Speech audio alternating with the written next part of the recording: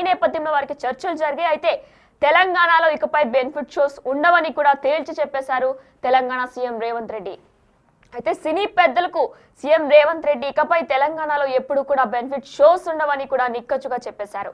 అయితే ప్రభుత్వ క్యాపిటల్ ఇన్సెంటివ్లు ఇస్తేనే సినీ పరిశ్రమ గ్లోబల్ స్థాయికి ఎదుగుతుంది అని కూడా నాగార్జున అన్నారు. అయితే యూనివర్సల్ లెవెల్లో కూడా స్టూడియో సెటప్ ఉండాలి అని కూడా నాగార్జున రేవంత్ రెడ్డికి గుర్తు చేశారు. హైదరాబాద్ వరల్డ్ సినిమా క్యాపిటల్ కావాలన్నదే మా కోరిక అని నాగార్జున చెప్పారు. అయితే తెలంగాణ అద్భుతమైన టూరిస్ట్ స్పాట్లు ఉన్నాయని రాఘవేంద్రరావు చెప్పుకొచ్చారు. ఇదే అంశానికి సంబంధించి మరింత సమాచారం మా ప్రతినిధి నాగేష్ అందిస్తారు. లేదు, వాళ్ళ ఇంటికి వెళ్ళి పరామర్శించలేదు కూడా. అంటే ఇంకా గ్యాప్ వాళ్ళ మధ్య కొనసాగుతుంది అనేది ఇక్కడ స్పష్టంగా అర్థమవుతుంది. నాగబాబు కూడా అనేక సార్లు అల్లు అరవింద్ ఫ్యామిలీ పైన అనేక ట్వీట్లు చేశారు. అంటే ఇష్టం వచ్చిన రీతిలో జరుగుతుంది వ్యవహారం అనేది కూడా మనకు స్పష్టంగా కనిపిస్తుంది. సో మరి ఈ ఎంటైర్ వ్యవహారంలో మరి అల్లు అరవింద్ కొడుకు సంబంధించిన అల్లు అరవింద్కు సంబంధించిన మీటింగ్ అని చెప్పి మెగా స్టార్ చిరంజీవి అనుకున్నాడా ఏంటనేది కూడా తెలియాలి. మరి మెగాస్టార్ చిరంజీవి మరి ఎక్స్ వేదికగా లేదంటే సోషల్ మీడియా వేదికగా ఏం ఆన్సర్ చెప్తాడు ఈ మీటింగ్లో అనేది, ఈ మీటింగ్ ఎందుకు రాలేదని కూడా ఆయన నుంచి ఆన్సర్ రావాల్సింది.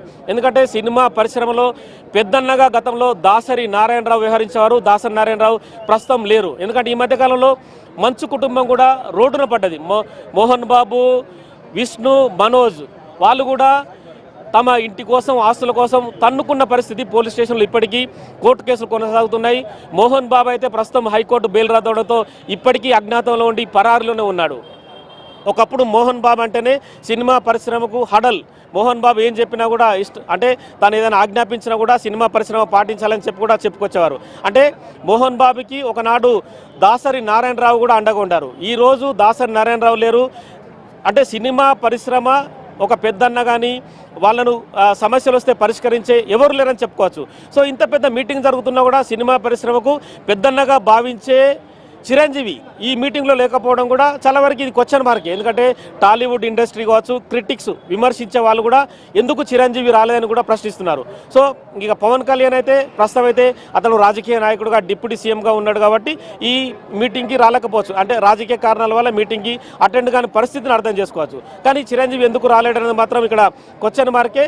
చిరంజీవి ఎందుకు రాలేదని చెప్పి కూడా దిల్ రాజుని కొంతమంది సినిమా పరిశ్రమకు సంబంధించిన వ్యక్తులు అడిగారు. దిల్ రాజు కూడా అంటే ప్రస్తుతం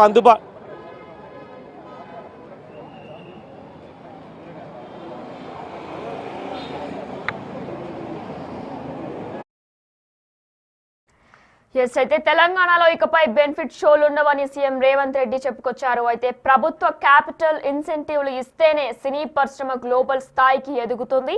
అలానే యూనివర్సల్ లెవెల్లో స్టూడియో సెటప్ చేయాలి, స్టూడియో ఉండాలి అని కూడా నాగార్జున సీఎం రేవంత్ రెడ్డికి చెప్పారు. దీంతో పాటు హైదరాబాద్ వరల్డ్ సినిమా క్యాపిటల్ కావాలనేదే మా కోరిక అని కూడా నాగార్జున సీఎం రేవంత్ రెడ్డికి చెప్పుకొచ్చారు.